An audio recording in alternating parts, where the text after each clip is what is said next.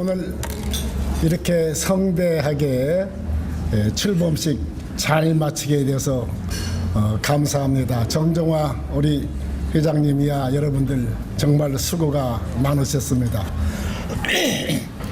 저는 국회의원을 하면서 또 그리고 제가 민화협을 대표할 때 세계로 다니면서 해외 지부를 만들기도 하고 1993년부터 25년 동안 세계 한인 상공인 총연합회 이사장으로 많은 동포들을 만났습니다. 제가 그 해외 많은 동포들을 만날 때마다 정말 느낀 게 있습니다.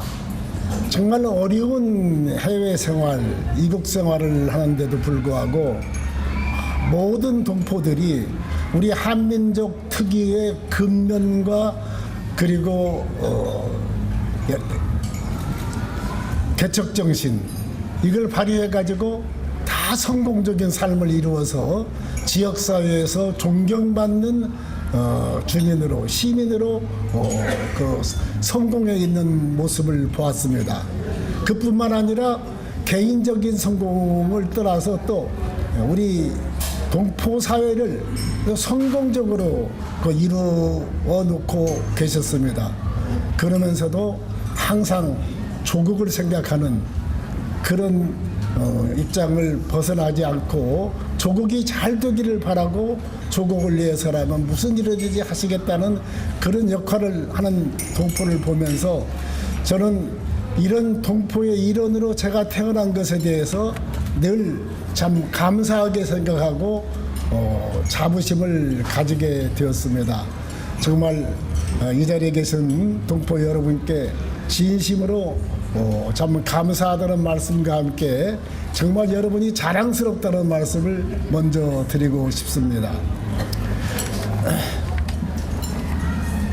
저희 대한민국은 해외에 750만이라는 많은 동포를 가지고 있습니다. 본국 참 인구에 비해서라면 세계에서 가장 많은 동포가 해외에 나가 있는 그런 나라입니다.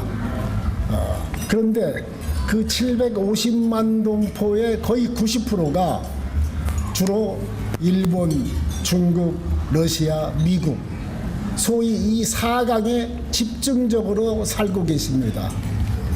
이 네 나라가 어떤 나라입니까? 대한민국의 경제뿐만 아니라 외교, 안보, 특히 통일하는데도 가장 중요한 나라입니다. 앞서 말씀드렸지만은 통일이라는 거 남북 정부만의 합의로 될 수 있는 게 아닙니다. 주변 국가의 협력 없이는 불가능합니다.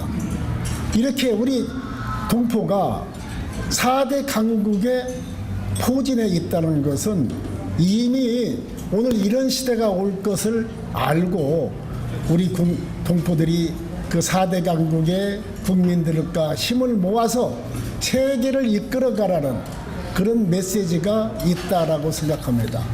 그런데 그 중에서도 250만이 미주에 살고 계십니다. 미주에 사는 동포는 다른 해외 동포와는 또 다릅니다. 지금 연해주라든가 중국 조선족이라든가 일본에 간 동포들은 어떤 의미에서는 자기 스스로 선택했다기보다는 어쩔 수 없이 참 나라를 빼앗겨서 또 여기가 탄압에 못 이겨서 때로는 또 배고픔 때문에 남부 여대해서 갔던 그런 동포들입니다. 그런데 미국의 동포는 다릅니다.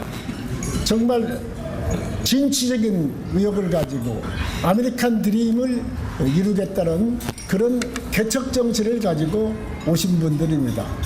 그런 의미에서 미주 동포 사회는 다른 동포 750만 동포 사회를 이끌어가야 하는 그런 책임 있는 동포라고 저는 생각을 합니다. 저는 우리 여러분이 아시다시피 우리 대한민국의 최고의 국가 목표는 선진된 통일 국가를 만드는 것일 겁니다. 우선 이 선진된 통일국가를 만들기 위해서는 한반도의 평화를 먼저 이루어내야 하는데 바로 지금 이 평화가 위태로운 상황 속에 있습니다. 북한이 핵실험을 하고 연이어서 미사일을 발사하고 그래가지고 한반도의 주변 정세가 지금 출렁거릴 뿐만 아니라 과연 우리가 평화를 유지할 것인가 하는 위기 상황 속에 있습니다. 6.25 이후에 가장 위태로운 상황이 오늘이라고 말해도 지나친 말이 아닐 것입니다. 저는 이런 위기를 극복하는 데 있어서 무엇보다 중요한 것이 바로 해외에 있는 여러 미주 동포, 특히 미주 동포들의 역할이 중요하다는 점을 말씀드리고자 합니다. 여러분, 지금 북한과 미국 간의 험악한 대화가 오고 가고 있습니다. 어쩌면 이런 대화가 악화되면 전쟁으로도 연결되지 않겠는가 하는 걱정을 하지 않을 수 없는 그런 상황 속에 있습니다. 저는 그러나 우리 국민이 이 위기를 분명하게 극복할 수 있다는 그런 확신을 저는 가지고 있습니다.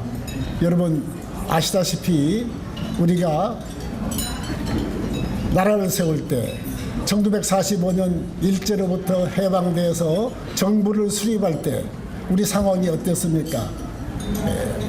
국민소득이 100불도 되지 않는 세계에서 가장 가난한 나라 중에 하나였습니다. 그런 가난한 나라가 그것도 분단된 채 나라를 세울 수밖에 없었고, 그리고 우리는 불행하게도 동족 상잔이라는 비참한 전쟁을 겪었습니다. 그런데 지금 우리 나라 위상은 어떻습니까? 지금 대한민국은 세계에서 11번째, 12번째 가는 경제 대국이 되었습니다. 그뿐만 아니라 민주주의도 성숙시켜서 세계 모든 나라들이 진짜 찬탄하는 선진 민주국가가 되었습니다. 이런 나라가 모두 저절로 된 게 아닙니다. 우리 국민과 해외 동포가 피와 땀을 흘려서 만든 것입니다. 세계 제2차 대전 이후 150여 개 나라가 탄생됐다고 합니다. 그런데 150여 개 나라 중에서 완전하게 산업화를 이루고 완전하게 민주화를 이룬 유일한 나라가 대한민국입니다. 우리는 이렇게 자랑스러운 나라를 만들었습니다.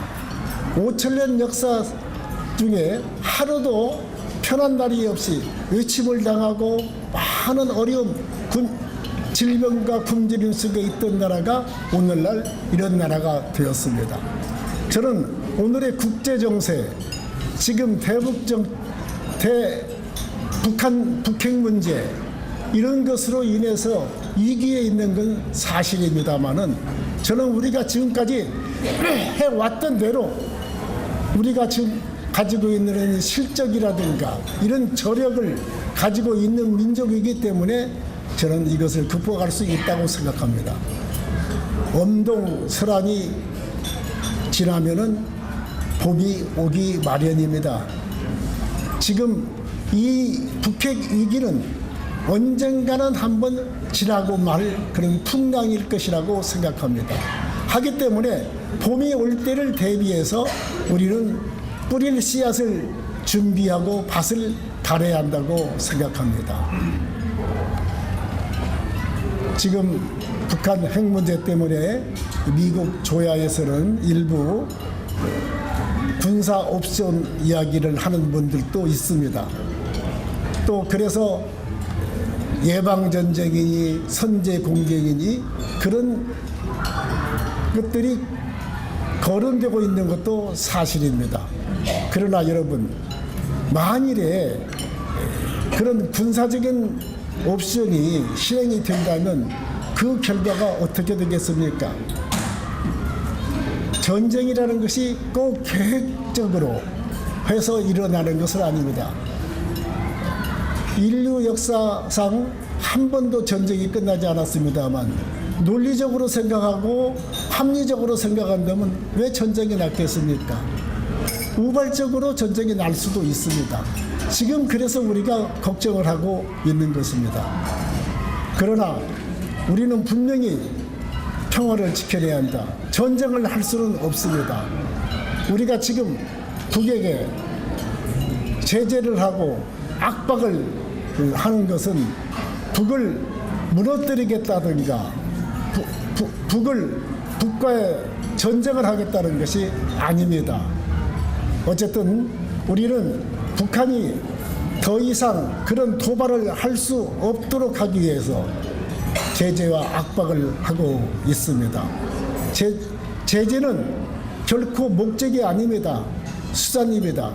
그들이 대화의 장으로 나올 수 있도록 비핵화 대화에 핵을 포기하는 대화에 나오도록 하기 위해서 제재를 하고 있습니다. 문재인 대통령도 지난번에 유엔 총회 연설에서 분명히 이야기했습니다. 북의 도발에 대해서 우리는 단호하게 국제사회와 공조해서 제재를 하겠다.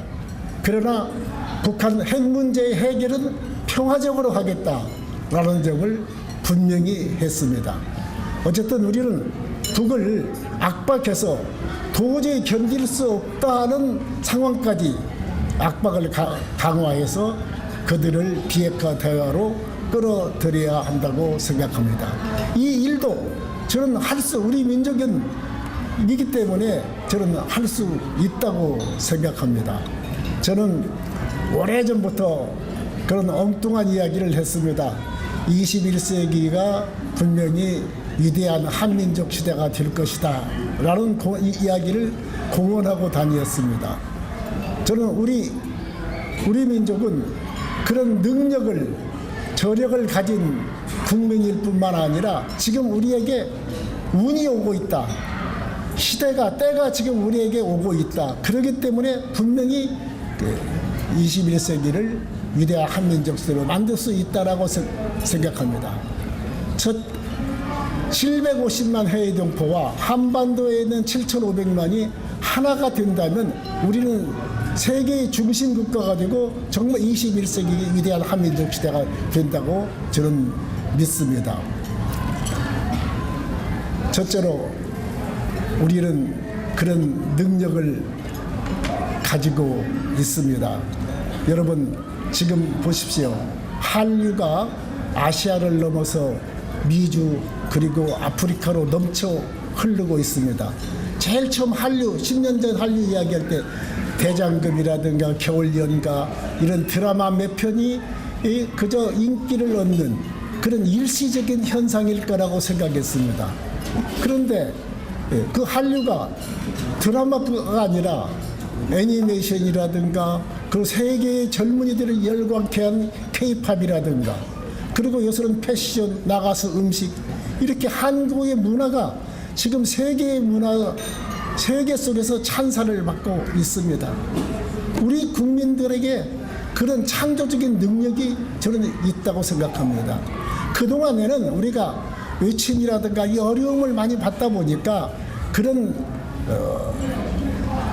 우리 창조적인 능력을 발휘할 기회가 없었는데 우리가 산업화를 이루고 민주화를 이루고 나니까 우리 혈관 속에 있는 그 창조적인 DNA가 이제 드디어 발동을 하고 분출을 하고 있는 것이 바로 오늘의 한류라고 생각합니다.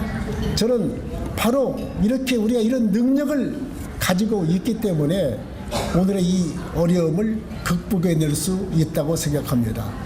그리고 또 무엇보다 중요한 것은 우리 민족은 전 자격이 있는 국민이라고 생각을 합니다. 여러분 우리나라 건국기념 아시죠? 홍익인간, 넓은 홍자 이익이라는 익자 인간. 인간에게 이익을 주겠다는 것이 우리 대한민국의 건국 이념입니다.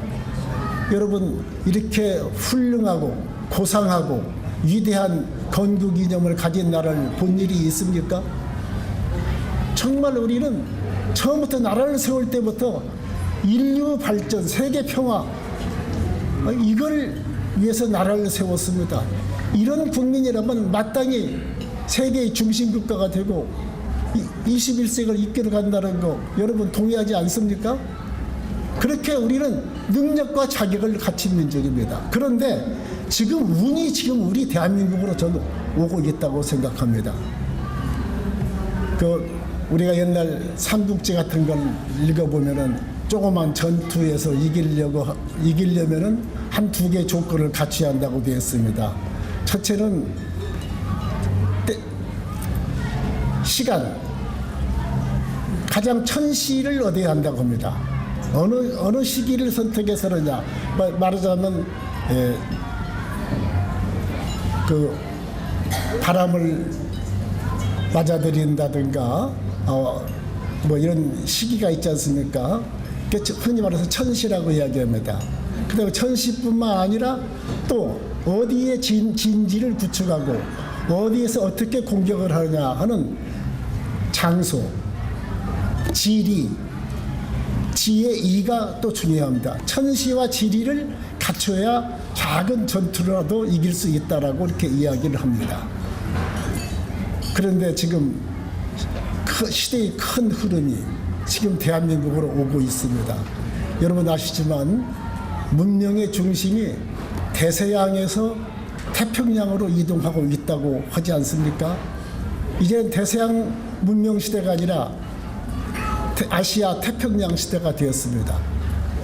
한때는 우리 대한민국은 지구의 더 동쪽 끝에 있는 극동의 작은 나라였습니다. 근데 이제는 아시아 태평양 시대의 한국은 바로 그 중심에, 아시아 태평양의 중심에 있는 국가가 되었습니다. 하기 때문에 우리는 지금 지의 일을 점하고 있는 겁니다. 그뿐만 아니라 지금 때가 우리한테 오고 있습니다. 여러분, 지금 오늘의 시대를 글로벌 시대라고 하지 않습니까? 글로벌 시대에는 이제 국격의 장벽이 낮아지고, 그래서 사람들이 왕래를 자유스럽게 하고 상품도 자유롭게 왕래하고 자본도 왕래하고 그런 시대입니다. 만일 대한민국이 글로벌 시대가 아닌 예전같이 나라끼리 꽁꽁 문을 닫고 살던 시대였다면 이런 발전을 할 수 있었겠습니까? 우리같이 자원도 부족하고 그리고 국토 면적도 작은 나라가 그 옛날 그 개별 국가 시대 그런 시대였더라면 오늘 무역 대국이 될 수 없었을 것입니다. 글로벌 시대가 됐기 때문에 우리가 그 시대에 잘 맞춰서 수출 정책을 썼기 때문에 오늘날 6번째 무역 수출 국가가 되고 오늘날 경제 대국이 될 수 있었습니다. 이렇게 글로벌 시대가 됐는데 우리가 이 글로벌 시대가 될 것을 미리 알고 750만을 해외에 파견했습니다. 바로 750만이 그것도 가장 중요한 나라에 파견돼서 지금 역할합니다. 오늘 대한민국이 이만큼 된 데는 여기 여러분이 계셔서가 아니라 해외 동포들의 협력이 없었으면 전혀 불가능했습니다. 우리가 어려울 때 예전에 88 올림픽을 치를 때도 일본에 있는 동포들이 많은 성금을 모아서 보내주고 우리가 IMF 위기 때도 미주에 계신 동포 여러분들 그때 한국 통장 가지기 운동, 한국 상품 사기 운동 많이 하셨습니다. 제가 듣기로 지금 현대자동차가 세계 몇 대 자동차 그런 메이커가 되었습니다만은 1970년대인가요? 폰이라는 자동차를 미국 시장에 진출시켰을 때 그 당시에 유고슬라비아의 같은 형의 자동차하고 경쟁이 했다고 합니다. 그 경쟁에서 우리 미국 동포들이 우리 대한민국 차 세컨차로 성능은 부족할지 몰라도 그 차를 사주자. 이래서 미주 시장에서 안착할 수 있는 계기가 되었다고 제가 알고 있습니다. 이렇게 해외 동포들이 도왔기 때문에 오늘 대한민국이 존재하고 있습니다. 저는 그래서 우리가 과거 그 어려움을 극복하고 이만한 나라를 세웠던 실적과 그리고 우리의 능력과 우리의 자격과 그리고 시대가 우리한테 운이 우리한테 오고 있기 때문에 저는 오늘 이 어려움 충분히 극복하고 그리고 세계 중심 국가가 돼서 위대한 한민족 시대를 만들 것이다라고 생각을 합니다. 해외 동포와 관련된 본국 국민들이 요구라 그럴까 희망을 간단하게 사자성어로 줄인 두 줄의 말이 있습니다. 그게 낙지생근 낙엽귀근이라는 건데요. 낙지생근 낙엽귀근. 떨어질 낙자 따지자. 낙지 떨어진 땅에서 날생자 뿌리근자 뿌리를 내린다. 저희는 해외동포 여러분들이 주제국 바로 떨어진 이곳에서 뿌리를 내려서 성공하는 그리고 존경받는 시민이 되어주기를 바랍니다. 그리고 낙엽귀근 입이 떨어져서 뿌리로 돌아가듯이 입이 떨어지면 뿌리로 가지 않습니까? 결국은 돌아가듯이 여러분들이 모국 대한민국을 늘 바라보고 모국 대한민국을 위해서 기여해 달라는 것이 모국에 있는 동포들이 해외 동포들에게 바라는 바입니다. 바로 낙엽귀근입니다. 그런데 여러분들은 그걸 지금 그대로 하고 계십니다. 세계 어느 나라 동포들도 이렇게 자기 모국을 서는 것, 제가 알기로 이스라엘 유대인들 외에 중국이 이제는 눈을 떠서 자기 목을 돕고 있습니다만은 우리 대한민국, 우리 한민족만큼 하는 국민이 없습니다. 여러분들, 제가 알기로 이 미주 동포들은 비자 면제 프로그램 그 참 대단한 거 아닙니까? 그때 우리 외교부가 혼자 한 거 아닙니다. 우리 동포들이 다 자기 지역에 있는 하원의원, 상원의원 다니면서 설득하고 그래가지고 비자 면제 프로그램 만들었습니다. 지금 다시 재협상을 하고 있습니다만은 2010년도 한미 FTA 만들 때 우리 동포들이 열심히 뛰어서 한미 FTA를 성사시켰습니다.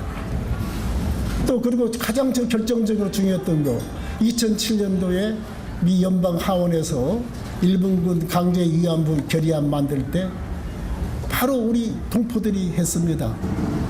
제가 알기로 뭐 많은 분들이 했지만은 뉴욕 시민참여센터 이런 데가 중심이 돼서 거기 사무총장이 지금 우리 평통의 미주 운영위원이 김동석 운영위원인데 이분들 중심에서 많은 분들 참여해가지고 그 결의안을 만들어 냈습니다. 저는 그래서 여기서 좀 그런 이야기를 하고 있습니다.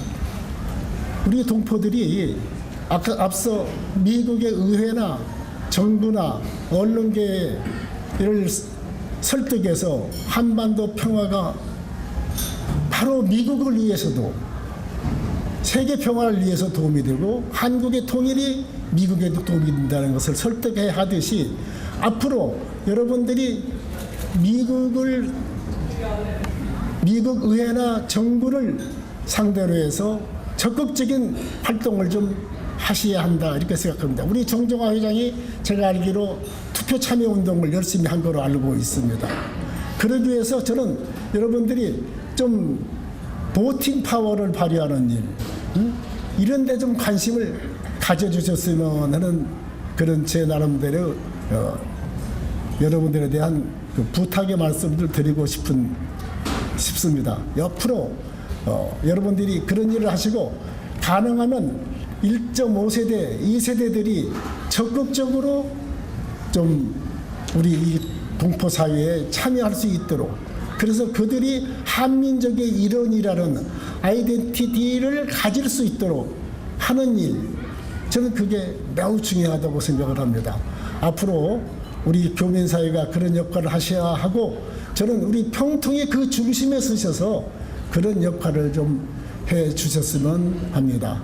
저는 다시 말씀드려서 750만 해외 동포와 7,500만 우리 한반도의 우리 국민이 하나가 될 때에 우리가 정말 세계의 중심 국가가 된다. 그렇게 하기 위해서 750만을 이끌어갈 그런 중심 세력은 바로 250만 미주동포 사회이고, 미주동포 사회를 우리 평통이 좀 앞장서서 중심에 서서 이끌어 주셨으면 하는 말씀을 드리고 싶습니다. 여러분께 정말 감사한 마음을 저희가 다 빚을 갚지 못하고 다시 부탁의 말씀만 드리는 염치 없습니다만은, 이 고비를 넘기면 저는 탄탄대로가 우리 민족에게 열려 있다, 이렇게 생각을 합니다. 어쨌든 참 우리가 통일을 지금 이야기하기에는 조금 성급하고 어색한 상황 속에 있습니다. 우선 이 평화를 지키는 이 일, 우선 이것부터 우리가 한반도 평화를 지키는 일부터 우리가 힘을 모으고, 그렇게 하기 위해서 국민이 하나가 되어야 합니다. 무엇보다도 단합하는 거 제일 중요합니다. 특히 대북 정책이나 통일 정책에는 하나된 국민이 하나가 되어야 합니다. 그래서 저희 18기 민주평통은 이번에 통일 대장전을 만들려고 합니다. 독일이, 우리보다도 어려웠던 독일이 먼저 통일할 수 있었던 데에는 여러 가지 이유가 있지만, 그 중에 한 가지 참 정권의 변화에도 지속할 수 있는 통일 정책을 그들은 만들어서 실행을 했습니다. 독일은 2차 세계대전 이후에 24번의 정부를 가졌는데 한 번도 단독 정부를 가지지 않고 연합 정부를 가졌습니다. 그렇게 하면서 통일 정책을 함께 만들어서 정권이 바뀌어도 변하지 않고 지속 가능한 그런 정책을 실행해 나갔습니다. 우리 18기 민주평통은 여야를 뛰어넘고 보수와 진보가 서로 합의할 수 있는, 정권이 바뀌어도 변하지 않는 그런 정책, 통일 정책, 그것을 이름해서 통일 협약이라고 해도 좋고, 통일 대장전이라고도 좋고, 통일 헌장이라도 해도 좋습니다. 어쨌든 그런 장전을 우리 18기 민주평통이 만들려고 합니다. 그런 의미에서 여러분도 적극 참여해 주시고, 무엇보다도 동포사회도 지금 우리 본국 못지않게 이 통일 문제, 대북 정책을 놓고 갈등이 있는 걸로 알고 있습니다. 우리가 이런 갈등을 해소하고 하나를 만드는 역할, 바로 우리 평통의 임무가 그것입니다. 평통은 대통령이 가지는 최고의 임무가 평화통일 임무입니다. 대통령이 그 대통령의 평화통일 정책에 자문하고 건의하는 그런 역할을 하는 최고 기관이 저희 평통입니다. 이걸 하기 위해서는 국민적 합의를 만들어내는 것이 중요합니다. 그래서 동포사회도 통일정책과 대북정책에 대한 국민적 합의를 만드는 일에 우리가 중심에 서야겠다 하는 말씀을 드리면서 제 말씀을 마치고자 합니다. 감사합니다.